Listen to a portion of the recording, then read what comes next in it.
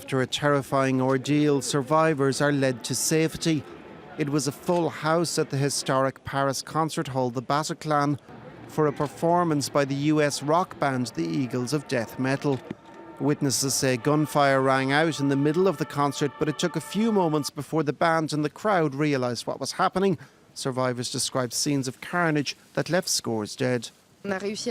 We managed to escape through a door that was right on the stage, and we hid there for 2 hours. 25 people in a room, all stacked, one against the other, crouching and hearing Kalashnikov shots. It was as if people were being tortured. They were hurt because they were being shot. There were blasts coming from everywhere. We tried escaping and then we ended up in front of the guy, but he didn't shoot us, so we were able to escape.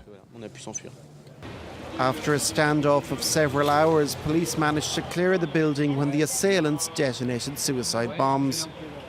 The terrorists who had barricaded themselves in upstairs blew themselves up. They had explosives strapped to themselves. There were 4 dead during the operation to take the building under control. It was one of a series of attacks in the east of Paris during the night. Several café terraces were strafed with machine gun fire.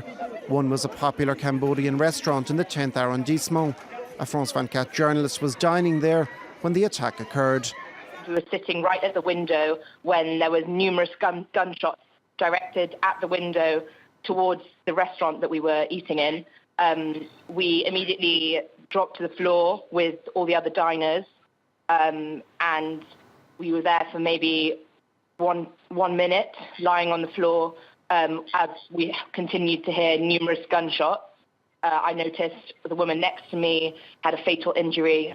Multiple explosions were also heard further north outside the Stade de France during the France-Germany friendly international. President François Hollande was at the match, but he was promptly rushed to the Interior Ministry for an emergency cabinet meeting. He also visited the scenes of the attacks.